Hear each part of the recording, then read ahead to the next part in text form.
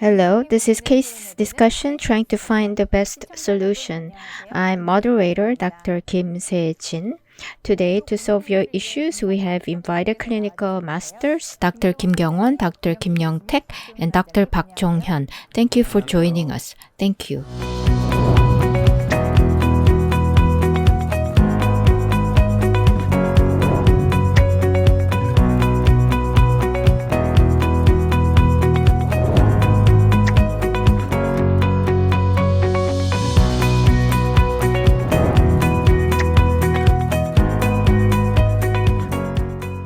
Then let's see the case of today. 2014, I met this patient for the first time. The maxillar, both side posterior, parietal, there were problem 2015 at another clinic on the upper right part had implant and came back to me in 2017 and 2021 had on the left upper side implant restoration. It looks both side on the sinus mucosa detachment. It could have been maybe better. So these are my questions. First, on the right side, it's been 6 years, but ossification is not well done. So if there was a shorter implant, maybe there would have been more bone formed on the apex side. Secondly, even left side, which I did, there's a bit of detachment that's falling short, but thanks to shorter implant after time, maybe there's more probability of bones formation on the apex side. Thirdly, if the only apex had elevation after time, would there be more bone formation? Fourth question, with the crestal approach, if sinus lifting is done, then sometimes wall detachment is not done very well, and sometimes only apex is elevated. With crestal approach, would it be better to use shorter implant? Fifth and last question, with the 4 millimeter residual bone, with the lateral approach, if you place a 10 millimeter implant, then is it better for a patient than placing 6 millimeter implant on a crestal approach? That was very detailed questions, and we have invited the dentist who actually posed those questions here. So it's Dr. Park Jong Hyun who asked the questions. Actually, I tried also solve my challenges while talking about other cases, but today I have my own case. So two doctors. So what did you think? I think Dr. Park, in terms of sinus bone grafting, he has maybe thought more than I did, because for me, I don't really think much because I thought it was a bit routine. But with the Dr. Park posing these questions, it has also given me opportunity to think about a lot. Actually, these were also issues I was also thinking. So I was creating my own reference for this, but I've never really thought thoroughly. But with this case, I actually thought, yes, I should make my own more detailed references. So I did so. So I think it's going to be a very good discussion. So viewers, if you're joining us, think about what would you do. And if you have any good comment, please post them on the chatting box. So first, Dr. Park, what were your challenges here? Could you share with us? Yes, there's no thing I want to insist with here, but I just want to learn from you all. Now, 6 years ago, the CT was taken at another clinic, and I do not believe ossification was done very well. So when thinking the reason for that, first, I think it's because the bone growth factor coming I think maybe not such details. So you see there is another palatal, not much of detachment, and if you use material that's not very resorbable, even after time, histologically you see bones, but with autogenous bones mixing with the graft material. I think that's the situation. So this is my case. So in the past, I used synthetic bone with a lot of A. So if you look at cases, then even after time, bone formation is very slow. And with the time, of course, you see a lot of ossifications and autogenous bone being formed. But if it's not resorbed very well, because there is a lot of volume of HA, bone formation is usually very delayed, and bone quality on the X-ray was also not very good. Here, now HA share, do you know how much it was? Now, I use OSSTEM product, and for QOS HA was 75%, beta TCP was 25%. So it's a very high HA ratio, yes. So if you use this type of product, bone formation is further slow.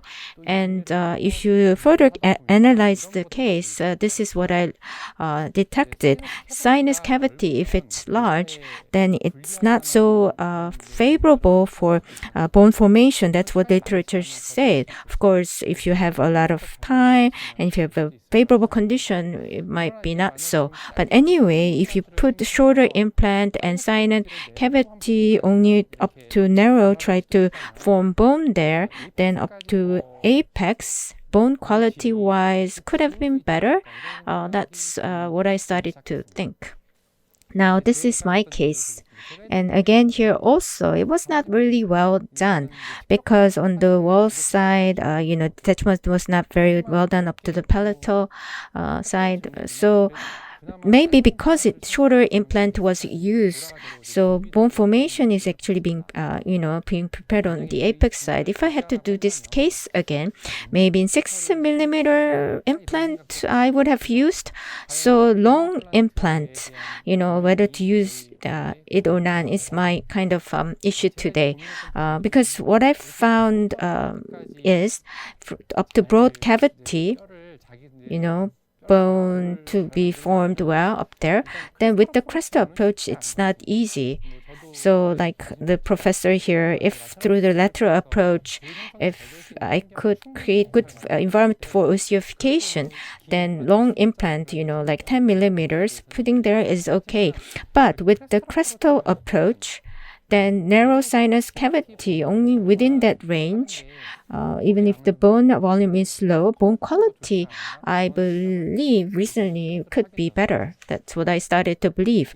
So with this case, after time, short implants, when I use them, then bone ossification up to apex was quite well done. So my opinion is that for the sinus lift, the maxilla side, if you do it very well, it'll be good. But if you opt for a Crestal approach, then even if it's short, ossification that is can be done well up to apex is something you should consider. So this is another clinic. It was done, so it was impressive. So I took CT. It was really happy result. There's no tear, and I think there was no bone graft. But with this long implant, still bone is formed so well. But you don't really see this type of cases always. So another case from a literature. So if you have covered of the with the mucosa, I think it's okay. But for this long implant for functioning without ossification, what will happen? Of course, sinusitis probability is low, but in functioning, this long implant, what does it serve? Is a question that I always have. So this is animal study, but like this, if you have perforation and place implant rather than soft tissue, you first have germs, being attached. Then without removing implant, there's a lot of chance this developing into sinusitis. So this is another case. Now using guide, placed implant, and for 1 year, HA volume was high, was the material that I used. And on the palatal side, the part that could have more bone growth factor became low, and because HA volume is high, bonification, was rather slow. Of course, with time there will be formed, but if I, had used here 8.5, but if I had no bone grafting with 7mm implant, maybe in terms of bone quality, it would have been better. If 8.5 rather than 7mm, placing it here, has it really been helpful is what I want to ask of your opinion. If I had used your 7mm implant and did no bone grafting, is it 8.5? Then 8.5 or 7, I think it will be similar result. With 7mm, you don't have to do sinus elevation. Yes, just very small. I think up to 8, there will be more ossification because bone here, their functions, I don't think is very helpful. I think it's actually helpful because maybe we should talk about the graft material first. In the sinus, any material is okay. HA volume being high and that remaining there for a long time could be an issue, is what you say. But, the synthesis bone is not very good for bone formation, or bone is retained very well, but xenograft, bone formation is done well. But I think in my experience and looking at various references within sinus, it's really favorable for bone formation because the bone can really come up from the bottom part. And I didn't bring that literature today, but Schneiderian membrane, they say, osteogenic, they say has a potential. And that was from Yonsei University paper. And Schneider membrane bone is formed. Of course, not all parts, but the bone can come from all sides. And so autogenic bone, if not that is used, if the volume can be made, anything can kind of goes. And here it's really good. Well made. So with 7mm, without bone grafting, then you cannot have bone on the apical side. And if you anchor in the biportical side, I think that is even itself is good result. Sinus being elevated by 1 to 2mm, as you have shown, it can be covered everything. So I think the sinus being elevated, it doesn't create a problems. So aesthetically, and also the various considering force that being on the implant, covering apex about that bone grafting with 8.5, I think that was the best option available. I think it's really well done case. It's something you can be proud of. Maybe that's what I think. So with 7mm going short, inevitably, if in the sinus side, there is no consistency, then it's really hard for elevation. But in the extraction socket, the healing is not complete. Then in a challenge situation, 7mm could be an alternative, but basically 8.5 is something that you should go with. That's my opinion. So you did really well. So I do agree with Dr. Kim. Still, in the past, if you look at my implant cases on the upper posterior, I even did 13mm. Of course, I don't do that. Nowadays, I usually go for 10mm. Of course, sometimes I go, if there's a reasons, 8.5. But not really up to 7 unless there is a specific reason. And you said that the bone formations is delayed because the HA volume is high. That's a characteristics of that material. So with that photo, I do believe it's kind of good result and well done. And personally, synthetic bone in late 80s, there's been, for me, bad memories about HA. So I don't really go for aesthetic bone still. But with those photos, I don't think there is a lot of issues. Well, thank you. So one of my problem has now been solved. So my opinion is this. Now, this sinus lift done well and wall side is okay, then you do long implant is okay. But if you do hydraulic lifting and crystal approach, sometimes it doesn't go well as you intended. Then with shorter implant, even if there's a perforation on the apex side, there's a soft tissue, and there's less chance of this creating problems. And if you look at cases like this, with the osteotome and then with the apex only type was used, and always for this approach, new radio opaque line is created and the cortical line is absorbed and disappears. That's what is shown. So if the sinus floor covered in this fixture, then with the osteotome, you only do sinus lift with that. Then I think it's most cases they had used short implant. Of course, this is my very personal opinion. Anyway, after 45 months, prosthesis is maintained very well. And if you look at this root X-ray, the existing cortical line has disappeared and new radio opaque line has been formed. And to me, I see that a lot with the short implant. What do you think? This is 7 millimeters? Yes. Actually, if you're going to use osteotome, then 8.5 would have been okay. I mean, 10 would be too much. I think that would not be a good option. But 7 to 8.5, it's all okay. And you said there's a line on the apex side. Then actually bone about 0.25 grams filled in terms of forming good lines later on would been good. Also, of course, on short term, this or that would have good same result, but HA being there for a long time could be an issue. But if you on a long-term basis, like 45 months, then on the sinus, that bone graft material being there, maintaining volume, and creating good bone forms and distributing the force, I think would have been okay. So this type of results, I think is okay.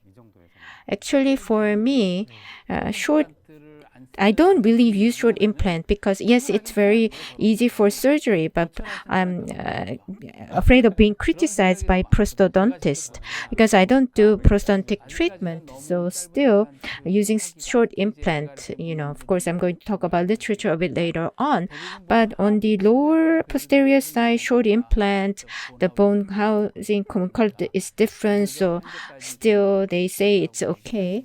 But on the upper side, a short implant, there is a chance, and even literature says there could be prosthodontic complications. So honestly, one of the reasons I don't go with the short implant is because I feel sorry for prosthodontists. So like Dr. Kim said, if I'm going to go with it anyways, and Dr. Park, crystal approach, it's a blind area.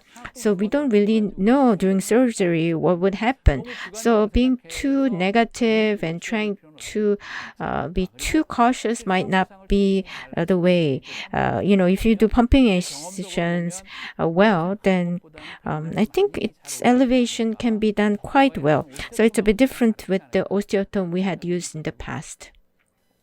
Actually, when you place 10 millimeters, to do prosthesis, it's the same. So prosthodontists, they say 10 millimeter, they might welcome it, but 10 millimeter, advantage, it's about 1 to 2, it might be 1.8 to 2. It becomes longer, it's more favorable, because the ratio is better. So that's that advantage. But here, what is more important is not implant to crown ratio, but crown height space. The crown house space being an issue if it's more than a few millimeters. I don't remember numbers, but there's a literature. So it is something you can recover with. So I think short implant is therefore allowed. And actually, single might be a problem, but you had a splinted implant, then you have 2 or more times of advantage structurally. So in that regard, it could be better. So I feel like I should think new about this. So like you have a lot of what becomes bone. It's not material, but what where the bone growth factors can come needs to be secured so that blood comes and bone is formed. So like B, if there's less detachment and trying to put a long implant, then on the apex side, if the HA volume is high in your material, then ossification is not really done well. But like C, if you place like the short implant sufficiently deep and then use material that is very well resorbed, then always you have acceptable results. And that's why I lean more toward C.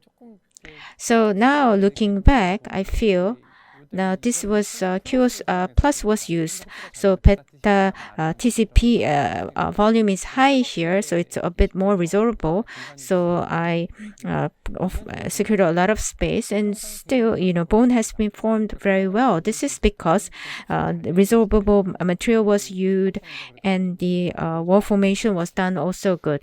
But if you look at number 16, the arrowed area, look at there, apex side, maybe compared to using short implant, what is advantage is something I tried to ask. So if I do it again, I would have used 7 millimeters. Then on the X-ray, my opinion, it looks more comfortable. It looks bone formation done up to the apex very well. So what I'm still struggling with is there's not good ossification rather than them. Short implant that gets good ossification up to apex would be better. That was my starting point. Why I use short implant more, it is simple reason, because I'm not very good with the retro approach. So I want to do crystal approach, and that's why I opt for more short implant. So why I have to use long implant? What is the base for long implants usage? I'm curious. So if you could give me feedback on that, it would be really good. So this is done in other clinic, and there was screw loosening, and I thought this was interesting. So if you see it, the materials was filled in unnecessary part, and with time, would it really be helpful? And something I thought about. And another thing I always think about is because I favor crystal approach, then if you have convex area, then there's actually more bones. I want to go there, but that is more challenging. So if you want to do lifting there's a lot of tension, and you end up having more perforation. So in this case also, there is always convex area I want to place implant, but if you do crystal approach there, maybe something different might be better. Meaning the convex is more bone, but there is more tension. So after 5 years, if you see the bone has been formed, yes, there. So another thing, perforation is issue. Long implant doing crystal approach, you probability-wise, there's more probability for rupture because you want to, do elevation more. So another case, looking at it, you see there's a loosening, so there's a perforation. So you detect there's a perforation. And, your gut tells you perforation, so I finished with short implant. So after placing short implant, even there's a perforation, soft tissue covers and, bone formation, I do believe becomes more likely. Wait, then here, perforation was checked with X-ray and you switched to short implant? Even without perforation, I would have still gone with the short implant. But April and August, Of course, maybe enlargement size different, but compared to what was there in April, it seems you went in August with shorter one. Well, I don't remember. Maybe I saw the perforation and maybe switched to short one because buccal bone, so there's more diameter and short in terms of length. Well, just leaving it there, although you switched to short one, but if you just left it there, then the perforated part physiologically within sinus, it would have naturally cleared. Rather than bone material, melts, absorbed, it would have been drained from there. So that's how you get to the apex. Then the lengthwise, it would have been more favorable. Actually, I'm still scared when it comes to sinus part. Well, this might be a good approach, as you said. For me, I would have just leave it be when there was perforation. But maybe I tried to give medication to prevent inflammation. That would have been what I've done. But switch to shoulder implant, reducing the load, then that is more alignment to the goal of using 7 millimeters, because short implant was created to solve long implant problems. So using 7 millimeter as a rescue of 8.5 was also a good approach. I think you switched implant. I don't really remember. Let me know later on. So final prosthesis was delivered, and looking at these cases, I tried to solve with socket lift. So within narrow cavity, I tried to solve it. So I didn't go with the 7 millimeter because quality was really bad. So even if within sinus cavity, up to 12 millimeters, I try to lift if there's no specific reason to do bone grafting. So the radial opaque line has moved more toward upper part, and there within narrow cavity, ossification becomes quicker. So other question has already been answered. So sinus lift with the Crestor approach, then it's really hard to be always consistent. So 6 to 7 millimeter implant is what I prefer.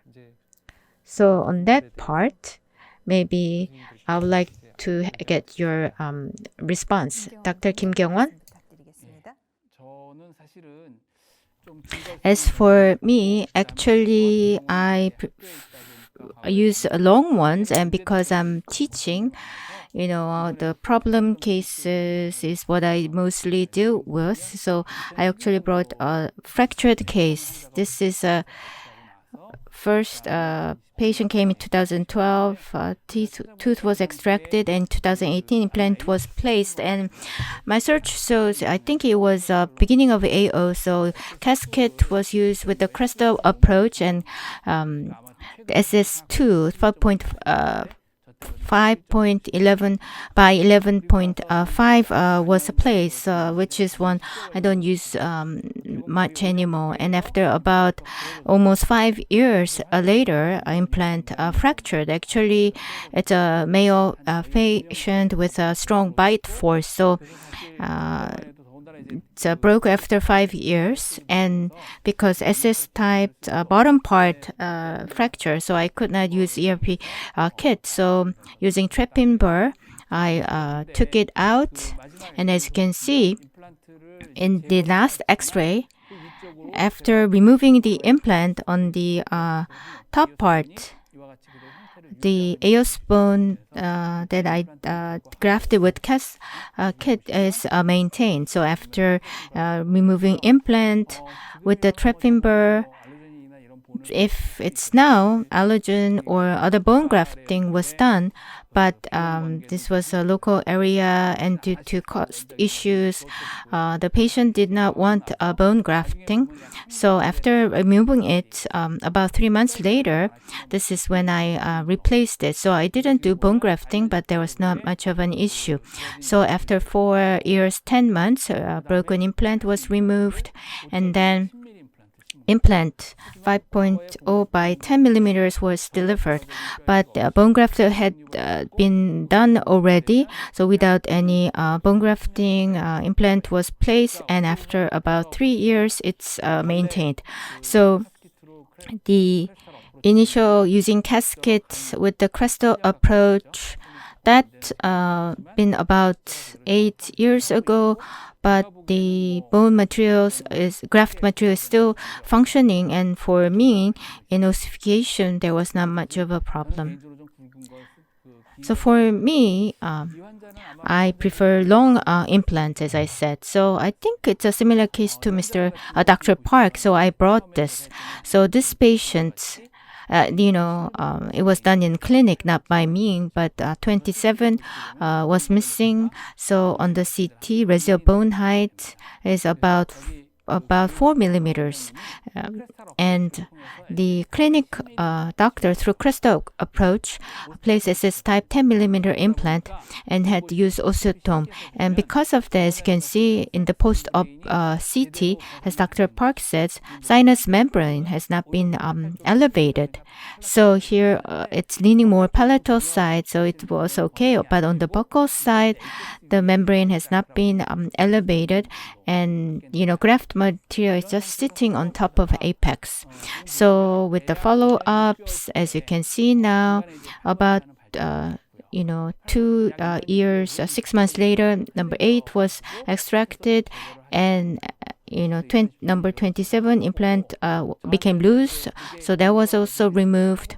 And after removal and after implant failure, with me, we took CT, but nothing of the graft remained, and the bone quality was also not so good. So again, came to me for surgery. So for me, like this, for single on the upper part, I don't prefer doing crystal approach. So in number 27, I had to place implant, and there is a host bone that's sufficient, no problem. But I have to do grafting. I think lateral approach would be better. So for number 27, depending on the patient, because it's on the inside, so approach might be tricky. So I did bone grafting, and with the fibrin blue, I did repair because there was a tear, and through sinus graft, bone graft thing was done, and 10 millimeter implant was placed, and about 6 years later, that's the last photo, grafted bone is maintained, and actually there is no problem, everything is functioning very well. So as for me, now as a surgeon, if I to open it, then doing for sure bone grafting is better to respond if there's any complication later on. Some dentists say without you can do within sinus without bone grafting. So of course it's case by case, and if there is no distal freehand, there are teeth around it, that it's okay. But if you are doing approach, then I always go with the bone grafting. So that was the case. And for this case, actually in the past, with allogenic bone, I did the cluster approach. So in 2011, with the casket, implant was placed.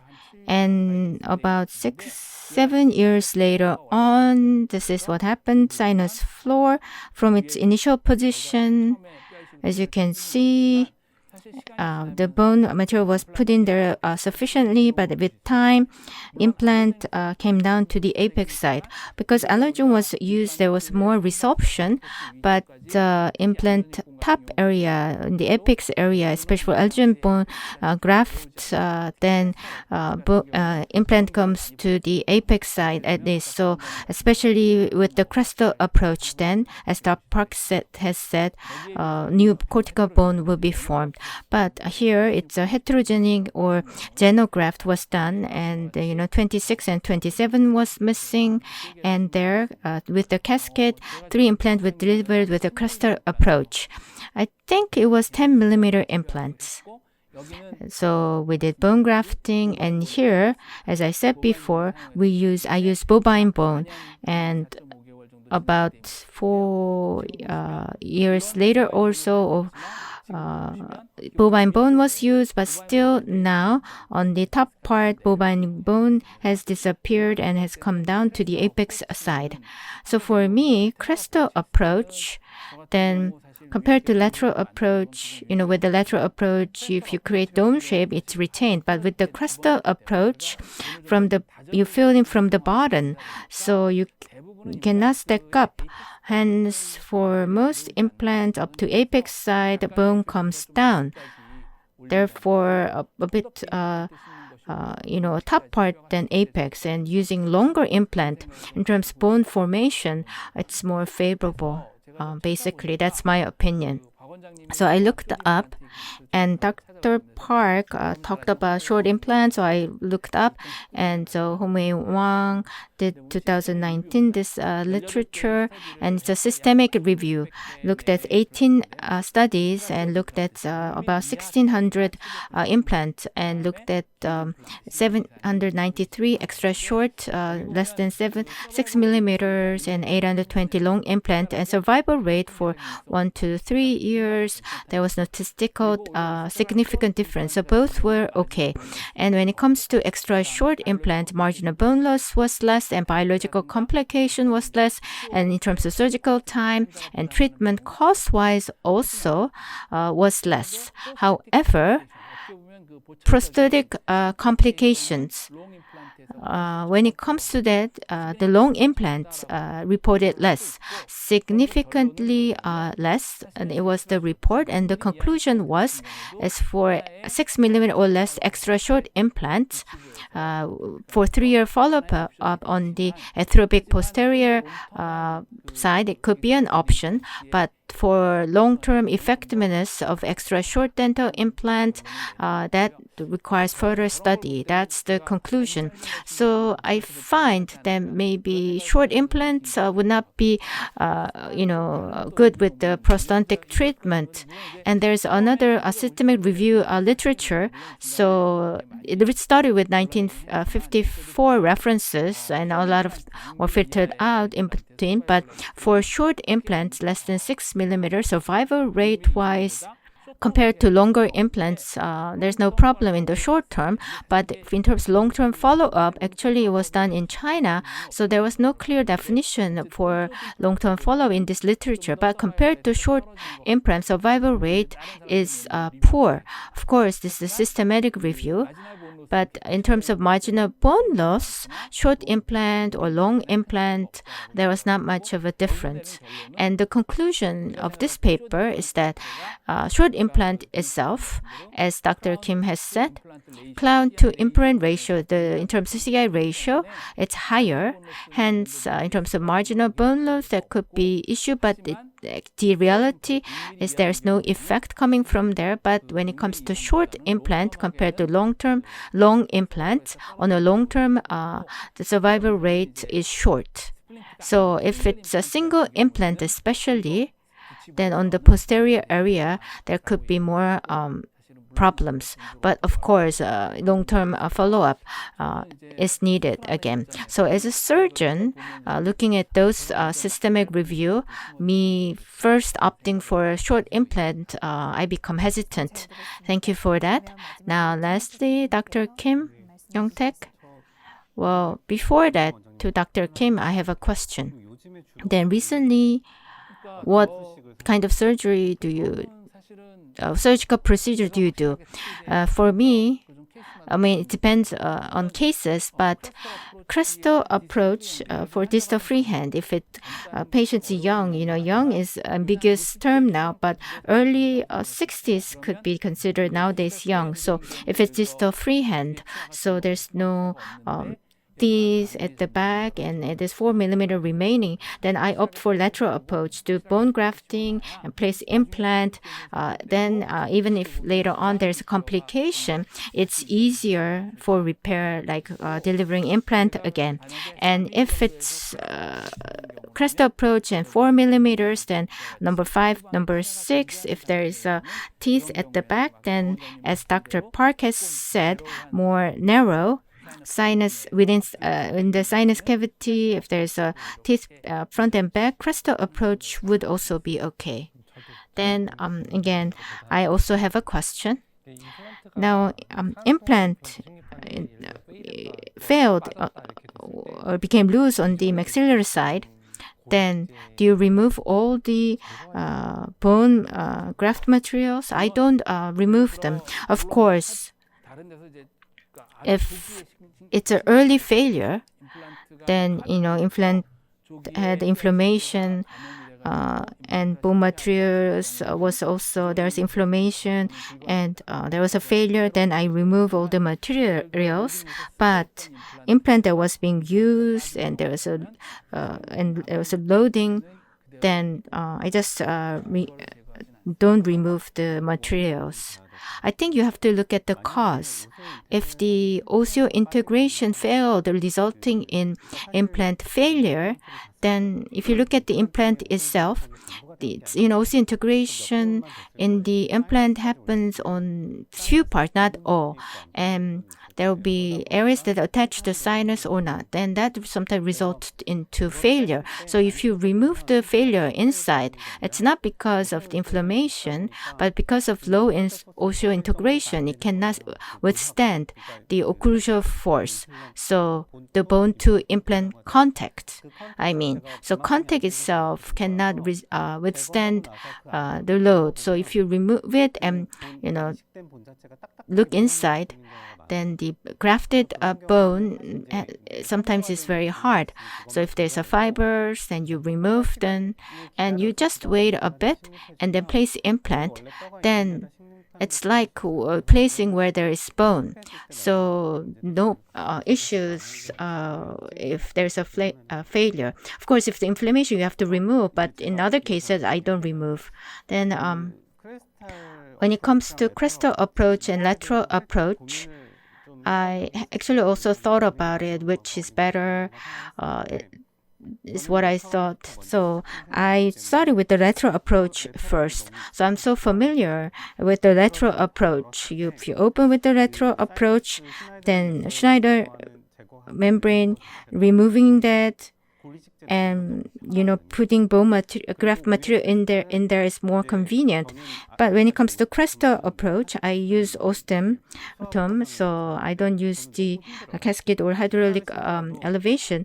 But it's really challenging. Crestal takes less time, but I have to really focus because you should not have a tear. And also in drilling, even if I know there will be tear, I try to stay within the line. And when you put the bone with the OSSTEM, I really careful. But with the lateral, you can just open. So I do under surgeons preferring lateral approach. But complication-wise, crestal is much better. They give more advantage, patient mobility. Crestal approach has, very low side effects. If crestal approach is done very well, they say it's very comfortable, and lateral approach, they find it really stressful.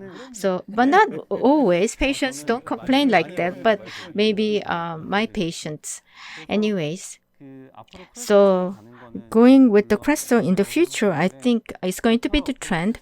But those that are doing lateral approach crestal approach, you have to be cautious. But there are also advantage. You can just open it. So I always tell students, do lateral approach well, and then familiar yourself with the crestal approach. If you're good with the crestal approach, it becomes easier. And with the perforation, if there's issues, then there are other options you can solve easily, like with lateral other things. So I think that is the best approach. So you practice lateral approach and be familiar with that too. So I actually have one more question. Then lateral approach to elevate membrane, it's better, but the bone growth factor, you lose one wall for that factor. So ossification, of course, with the CT, you have to make a judgment. But if you look at the CT, if you look at the quality, then I believe crystal approach is favorable in terms of ossification. It might look that way. Maybe yes, because I go with the short implant. But if you open with the lateral approach, if I may answer that question, if you open with the lateral, then you put in hole. In the past, you really created a window, really big window like cardboard. But nowadays, with the trap-in, it's less than one in terms of diameter. So you open window, put the bone, and close the window, and use the tip, or you cover it with the membrane. So probably the problem was also something past doctors struggled with. So covering with soft tissue after bone grafting or adding membrane in there, success rate becomes different. This is because where you get the bone potential, whether you can get it from the wall or not, that it showed as a result in various literature. So if you have done lateral, if you don't open it too much and also add membrane there, ossification can be done. So Dr. Tana also talked about that too. But recently, I think lateral approach, and then I don't really cover it membrane anymore, because without membrane, of course, there could be some sacrifice in terms of bone, but in terms of implant or survival rate, in terms of all bone, there could be slight difference. But clinically, I do not believe it's a much of a difference. So for me, actually forming because of the lateral window formation, bone suffering, I don't think so. And on the lateral side, from palatal side, there's another side, there's a lot of blood supply. So I don't think you have to be too concerned. Personally, 2 or 3 implants need to be placed, or then from the classical cascade, using hydraulic elevation, that takes a lot of time, and sometimes it's a blind spot area, so I'm not really sure. I don't have visibility in surgery, but on the lateral approach, there is a visibility. So that's better. So I do agree with Dr. Kim. If those that can do lateral approach, then crestal approach is not burdensome. But if you cannot do lateral approach, then while handling issues that you can come up on the crestal approach, it might be tricky handling those issues. Due to time, whether I can do my presentation, but let me get started. In terms of short implant, actually, in all my surgeries, I always need a reference because I'm teaching at a university. So if I may share my reference, short implant when in sinus, is it safe? I also looked up literature, and as Dr. Kim said, conclusion-wise, survival rate, be it short or long implant, there's not much of a difference. So of course, when it comes to complication, short implants, they say, has less complication. And complication here, they mean biological complications. So marginal bone loss or peri-implantitis, compared to long implant, they have less, because long surgery and because of the more bone grafting, that's the result. So short implant, they say, is more favorable. Now this one, so meta-analysis systematic review by Dr. Kim, and this one is included in the systematic review. So they see RCT of comparing 6 to 11 millimeters. So they set the patient, placed at the multi-centers, and looked at the results. So 1 year follow-up is short, but it gives credible result. What it says is that they analyze by cost and the discomfort of patient and surgery time. And in terms of survival rate and complication, there's not much of a difference. But patient discomfort, there is a difference. And surgery time took longer and it was more expensive. Lateral approach, of course, is more expensive. So they said short might be better. And that was reflected in that Dr. Kim's systematic review paper. So short implant less than 8 millimeters being more stable, once you have that conclusion, then there will be generation where you don't really need to use long one anymore because there are scientific proofs. So now I also go with about 8 millimeters implant. And on another systematic review, short implant and long implant was again compared. And the reason I opted for this literature is that the implant survival, marginal bone loss, and complication and prosthesis failures, or statistically, there's no significant difference. But in systematic review meta-analysis literatures, if you see them, you always have this type of graphs like this. And if you look at that, there is a line, and on one side favor short implant, the other side they say favor standard implant. And if you look at this graph, you see the tendency. Now all three, there's not significant difference, but they are more leaning towards standard implant, right? So standard implant actually overall shows favorable result, but statistically not significant difference. So statisticians would say there's no difference, but for clinicians like us, you see this tendency, and we also feel it in our clinics. So complication-wise, actually same as other literatures. There's less complication, biological complications and prosthetic failures against similar result. And in terms of biological complication, short has a favorable result. So short implant, when it comes to biological complication, they have less. And biological complication is the biggest reason for peri-implantitis and for removing implant. So it seems short as a favorable result, more favorable result. But as Dr. Park, I think what he said is, is shorter implant possible? What do you think about short implant? He asked. And if you look at survival rate, first you have 8 millimeter implant was regarded as short, and compared to that longer than 8 millimeters. And it shows survival rate now is not much of a difference. If you see the graph, short is actually tendency-wise a bit better. But when it comes to standard versus 8 millimeter or less, so 7 or 6 millimeters, then standard actually becomes much better. So if you consider extra short, so you have short implant, survival rate is okay, standard, and then extremely short or extra short, that would be the survival rate based on this scientific evidence. So what is the load distribution is something we also need to think about. We mostly use as internal type. And load in the prosthesis, internal is disadvantageous. TS is disadvantageous than SS. And the load is in the abutment and where it comes touch with the implant. Even there is a fixture, there is a load there.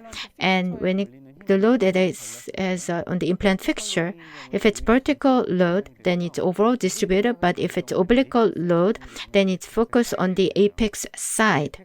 So the side rather than the bottom of the apex. So you have to remember that. So in the sinus lifting, if you have less bone in apex, you don't have to worry about that because bone is sufficiently around implant, even if the apex is not filled, it's okay. Although it was mentioned briefly, without bone grafting on the sinus and implant acting as stenting and putting the the membrane, of course, it was animal study, but histology shows that on the apex side, there is a kind of, under the Schneider membrane, there's a kind of a line. So I think that's also helpful results.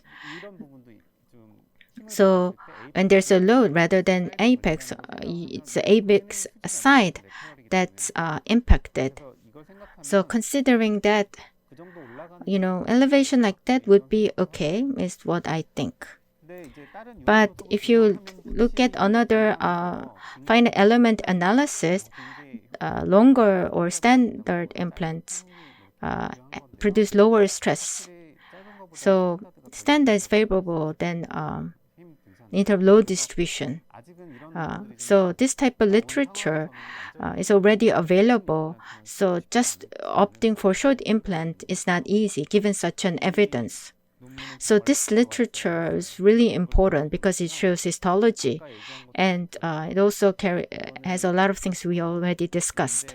So this is from Yonsei University, from Dr. Lee Jong-seok, and looked at the actual first human histology. So there was a donation, and we were able to see histology. So it's a really precious data.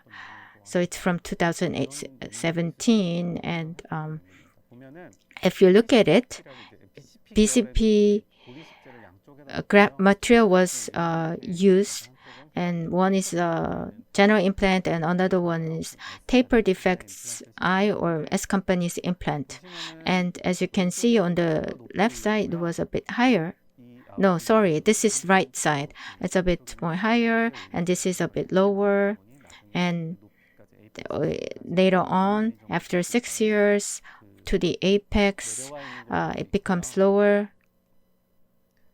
Now, as you said, there's healing, and we can now look at the tissues. So we took the micro CT, and you can see inside of the sinus, and you see bones that have not been ossified.